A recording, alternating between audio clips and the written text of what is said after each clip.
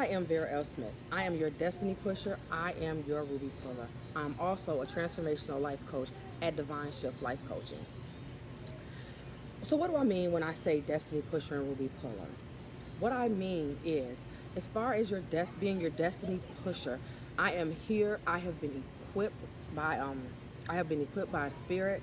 I have been equipped by God to have the words to help to transform your life. It's one of my gifts to help to transform your life and to help push you into your destiny.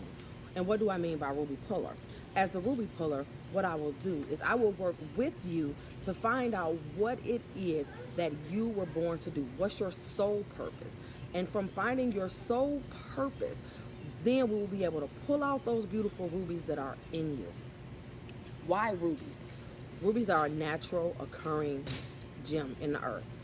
And usually when you find a raw ruby, they're kind of ugly, they're kind of dusty looking. They're not the usual, pretty things that you see where they're all shiny and they're all clear. That's a ruby that has been touched by man. That's a ruby that has been mined from the earth and has actually been altered to be able to be put in rings and stuff of that nature. Well, when a ruby comes in its raw form, a ruby have what they call striates in it. And inside of it, it has naturally formed imperfections, which is every one of us. Every one of us in some way, shape, or form have had an imperfection. Every one of us have been through life. We have bumps and bruises from what life has taught us, from, our background, from childhood, all the things that we have been through. But if we take the time out through prayer and meditation and through, having a more holistic and eating healthier life, then we are able to get those rubies all nice and polished up, which is what I'm here to do. Now, I have posted quite a few series on, well, not necessarily series, but I have posted quite a few videos on YouTube. And on those videos, it's just kind of me, giving encouraging words, trying to be an inspiration, trying to do my part to heal the world through my words, trying to do my part to make humanity a better place. But this particular series is called Polishing the Ruby. And Polishing the Ruby is what I will pour out to you twice a week, Mondays and Thursdays, here on YouTube. These are just inspiration, teachings, lessons that I have learned throughout my journey here in the earth and throughout my transition from being a religious fanatic, because I was, to living a more holistic life, to actually seeking the divine in his totality and really coming to an understanding of what it really means to have that relationship with God. So, with that being said, this first series is going to be about mind, body, and wellness. Okay, we're going to be talking about self-care, about truly taking care of yourself. And in truly taking care of ourselves, here, let me just get a little comfortable. And in truly taking care of ourselves, what we have to do is we have to nourish our minds, we have to nourish our bodies, and we have to nourish our spirits. Okay? And we're going to go 1, 2, and 3. So we're going to start off with your mind. Okay? How do you nourish your mind? You nourish your mind by reading, by seeking out education. By a lot of people don't really like to do like puzzles, but they have Sudoku, they have crossword puzzles, they have like mind-bending puzzles. Those are really, really good things to help to keep your mind fresh, to keep your mind young. Things that cause you to think, things that make you think, things that really, really, really challenge you. Because your mind is although your brain per se is not a muscle, but if you don't have your thoughts, right? If you don't have your thoughts collected, if you don't have I'm trying to think of the word, but if you don't have your mind on focus, if you're not totally focused in what you're doing, then that can become an issue. And your mind can atrophy, which is kind of like a muscle. So you have your muscles, right?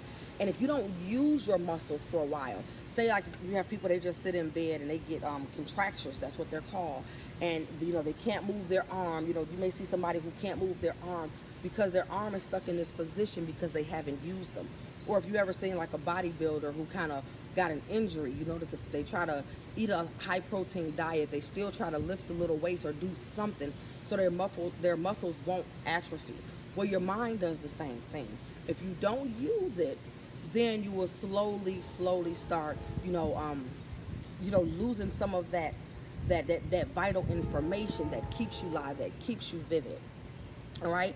So your spirit. Okay. So how do you nourish your spirit? How do you treat your spirit? How do you treat your spirit in wellness?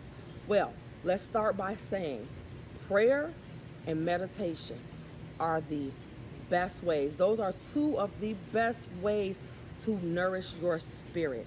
Getting connected with the earth. Some people are tree huggers. Me, I'm a tree hugger. How many tree huggers we got out there? If you're a tree hugger, drop it in the comments. Let me know. Okay, so I'm a tree hugger. I love to hug trees. I love to take off my shoes, put my feet in the dirt, and ground myself. I love being one with nature. I love sitting outside, replenishing my melanin, soaking up some vitamin D. This is how I replenish my spirit. Prayer and meditation. I love things of the earth. I love things that are here naturally, that God has given us naturally. And I brought a couple things just to show. I have a piece of selenite. I have a raw amethyst. Just brought a couple of things to show. I have a piece of hematite. And these are crystals. Most of you probably seen amethyst in a ring, like the ring that I have on, or diamonds. But these are crystals, and they're naturally occurring in the earth. And crystals have certain properties, certain energies that they give off that will help us. So, we have to really focus on that, because God gave us a lot of things. When the earth was created, millions of years ago, when the earth was created, there were things put here that are vital to our life. Though there are things that are put here that are vital to whether we live or die. If the sun never came up again, the plants would die. Slowly, we would die. So, those, like I say, those are things that are here to replenish us. Now, so our next thing is our bodies. Okay, how do you replenish your body? How do you do self-care for your body? You do self-care for your body by eating well. A lot of us eat a lot of junk. We eat chips and we eat candies, and we go to McDonald's and we go to Burger King and we get us some fried chicken and all of this stuff. Well, I'm here to tell you, if you don't take care of your body won't take care of you. Especially in the African American community. We are prone to having diabetes, high blood pressures, and things of that nature. So it's vital for us to take care of our bodies. Drink a lot of water. It's recommended to drink, I want to say, 8 ounce glasses of water per day. And it's also, I read somewhere where it's pretty good to drink half your body weight in water. So, that's a lot for some of us, to drink half of our body weight in water, especially if, you're a little on the healthier side or you're a little on the thicker side. Like me, it will be hard for me to choke down half of my body weight in water. On most days, I do. But getting at least 64 ounces a day is vital. It has your skin will be beautiful. You have supple skin. It filters out your kidneys. It helps filter out your liver, and it cleanses all the impurities out of your body. You can even fruit infuse your water. I fruit infuse my water like almost every day. Lemon, strawberries, and mint is my favorite. Now, as far as eating a more plant-based diet will actually help you in the long run. Because have anybody ever heard the saying, you are what you eat? Well, it's true. You are what you eat. So if you're eating a bunch of junk, then guess what? That's what your body is putting out. That's the energy that you're vibrating on. You're vibrating on a lower frequency because you're eating a lot of junk. But when you eat more things that are of the earth, more things that the divine creator put here, then you can, vibrate a little higher, you can elevate, because that's like the biggest thing for us is to take care of our bodies. This is the only vessel you have. You may get another heart, you may get another liver, you may get another lung, but you will never get a body transplant. You will never get another body. They can replace almost anything in your body, but we cannot replace you. So it is very, very important for us to take care of our bodies, eating a more plant-based diet, cutting down some of the fats, cutting down some of the sugars, cutting down a lot of the carbohydrates, and getting enough water.